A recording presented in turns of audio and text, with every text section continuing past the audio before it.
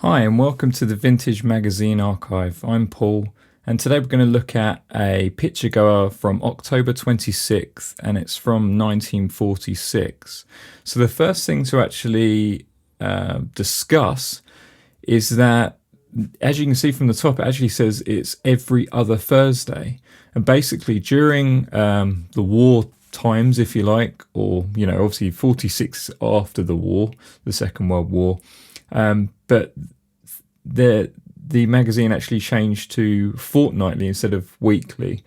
So this is quite an interesting little tidbit, especially if you're collecting magazines and things like that, which I recommend. As long as you leave them, as long as I already have them, then feel free to collect. So check out this front page. So we've got Humphrey Bogart and Lauren Bacall. Now, actually, this was the thing that really drew me to this. It was actually my wife who was out and about and who saw this and said, "How good is this cover?" So yeah, it is very, very cool. So yeah, we've got Lauren Bacall and we've got Humphrey Bogart enjoying an embrace. Yeah, we like that. That's a good cover. Okay, let's check out this then. So we've got Van Johnson in the Joe Pasternak production, No Leave, No Love. That looks pretty cool. We've got Waves and Means advertisement. Evening in Paris perfume. That looks nice. I need to try and think of more descriptive words. That looks cool. We've got Polished Loveliness. That's nice. But let's see if you can figure out this. Who is this? My teeth really are whiter. This is quite an interesting one. It's actually Marilyn Monroe, an early Marilyn Monroe, Andre Dienes picture there. And any fans of Marilyn or some like it hot, 7 Year Itch, you'll notice that kind of corresponds to the film. A toothpaste commercial. So yeah, that's quite a cool little thing about it. I love finding those kind of things within these magazines, Also feel free to download a free copy of this. We every time we do a YouTube video, I add a free high-res copy of the magazine to the Patreon account. So there's a link down here that's coming across. Yeah, feel free to download and have a little read along, because that's good fun as well. You probably read it a lot better than I do. Okay, so will the goody good heroine return? So we've got an article here which is why are so many present screen heroines so tough? Well, yeah, it was the time, wasn't it? Everyone loves a tough person. So that's pretty good. Lovely Sid Charisse not only models a backless swimsuit, but achieves a becoming coiffure for beachwear by a centre parting, then lifting hair into a deep wave. Wow, that's pretty flamboyant. Ends braided and coiled on top with white ribbon bows for highlights. What have we got here? Oh, this is cool. Rita Hayward and Rebecca, who is certainly showing a marked resemblance to her father, producer, director, actor Orson Welles. I think the coolest thing is getting Orson Welles' voice. I mean, I want audiobooks only read by Orson Welles, because what a voice, so amazing. Alfred Hitchcock, Master of Suspense, with Cary Grant and Ingrid Bergman, stars of the film Notorious. He seems to be demonstrating a snake technique, much to the amusement of Cary and to the horror and fascination of his star actress. Alfred Hitchcock and Ingrid Bergman were apparently quite close friends. It's quite interesting because we just watched a Alfred Hitchcock documentary yesterday, a new one, 2021. And it's quite interesting, and it really goes into detail on the good and the bad of the man, the myth, and the legend. Very, very interesting. Very interesting, though. Highly recommend that. Rain stopped play. I had hoped before I left for Sevenoaks that this would turn out to be a really good, colourful piece of prose, a neat little description of the beauties of Kent in the early autumn of deer tripping about the ancient park. I just love the writing and the way people spoke back then. Man of Many Parts by Brenda Cross. It was after Caesar and Cleopatra and Henry V, those two great epics among modern British films, that the public began to be aware of the name of Leo. I'm going to say Gen, or is it Jen? I'm going to go with Gen, but please correct me. Not as bad as my Mamie Van Doren, which obviously was Mamie Van Doren. So yeah, so you might just be listening to this for listening to me pronounce things wrong. Please correct me in the comments. Oh God, I've opened up a can of worms now, haven't I? Okay, what have we got? A film to raise a hornet's nest. Who was the first man to fly? Producer, director, writer William Wellman says the name was John J. Montgomery. The Chamber of Commerce in San Diego, California nods its head approvingly and points to the fact that it is just as it should be, since San Diego is one of the most important aeroplane production centers in the United States and was home of native John J. Montgomery. Well, that was obviously very controversial at the time. Who flew first? This one's a good one. Fred Astaire's farewell film. This great dancer could not have sold farewell to the screen and his public in a more befitting picture than Blue Skies. Well, he has very good company too. Bing Crosby and newcomer Joan Caulfield.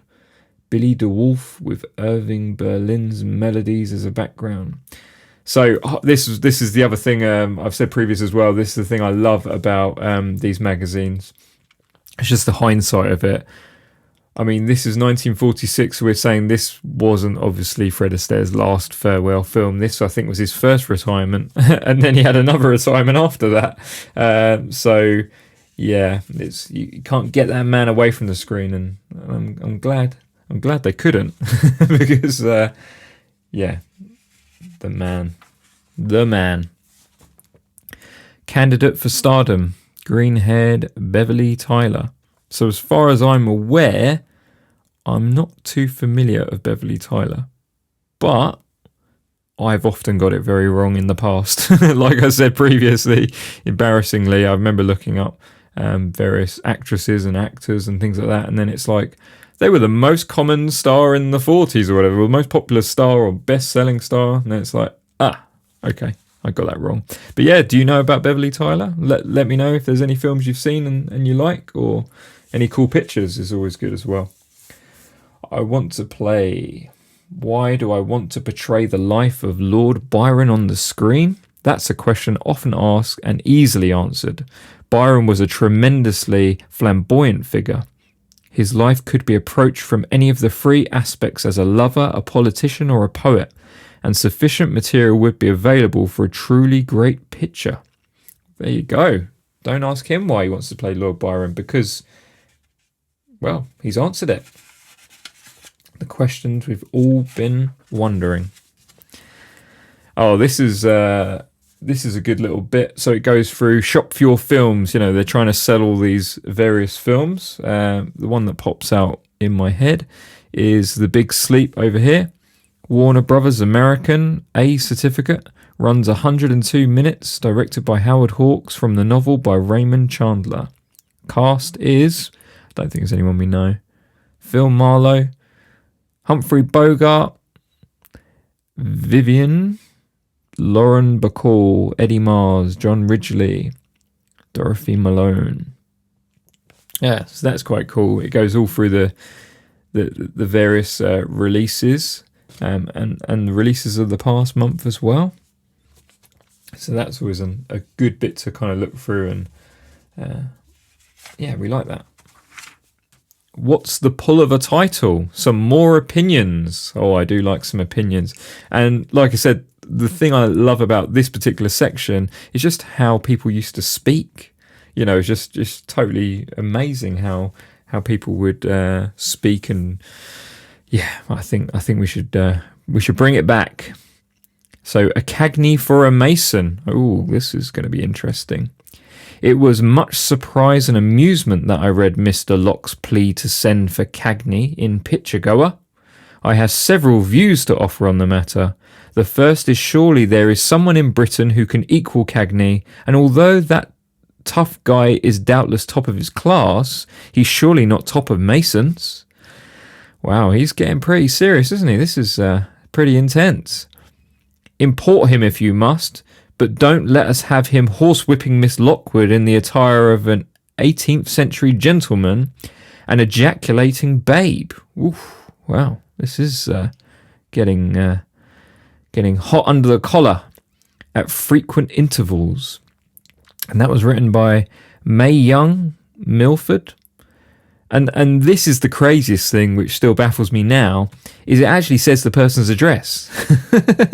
76 Fawkesfield Road, Aberdeen, Scotland. Like, they all say the addresses. This was the, just crazy. Like, imagine if every tweet had an address at the bottom of it, or every single thing on Instagram. Quite amazing. What else we got? Oh, Betty Grable. Oh, it looks like a little poem here. Shall we have a little read? We like her versatility, ability, agility. We like her personality, vivacity, vitality. We are almost moved to cable our respects for Betty Grable, for vanquishing our customary gloom. We could shout it from the cellar, but of course we'd rather tell her in Grable's room. Now, we like that. That's a cool little poem. What else have we got? Oh, look, we've got the advertisement as well. Blue Skies, Irving Berlin's Blue Skies, Bing Crosby, Fred Astaire, Joan Caulfield. So obviously that's referring to the article. Philips Magnesia Creams. Oh, I love these adverts as well, which you're probably sick of me saying, but I just love these adverts. On the back, it looks like it's very heavy into the hair. Lustrous hair beauty. The Evan Williams shampoo is unique. The refreshing lava that removes all imperfections and leaves the hair a sparkling mass of soft, natural loveliness, owes its perfection to the oriental secrets incorporated in its blending. There is no other shampoo quite like Evan Williams shampoo. Well, you've heard it here first, folks. Blondes beware. No ordinary face powder can bring out the full beauty of your complexion, but Pond's powder is different. Pond's powder. Wow. There you go. If you want the glamour of glorious creamy skin, use Pond's face powder. Blondes. Stay blonde with STA Blonde. Brings back the darkened blonde hair, the rich golden beauty of childhood. Prevents light hair from darkening with age. Well, this is very hair orientated on the back here today. And inner cleanliness comes first for health. Andrews liver salt. Andrews for inner cleanliness. Family size tin. Well, there you go. Still, there's some great looking advertisements. We like those in our Mad Men Don Draper style. So hopefully you've enjoyed this little read through and look through of this Picturegoer from 1946. If you did, please give us a like. Also check out our Patreon. We're doing tireless work by scanning in all of these various magazines and just trying to preserve them for future generations and stuff. So hopefully this is what we're doing. So yeah, please give us a like and all that. And I will see you in the next one.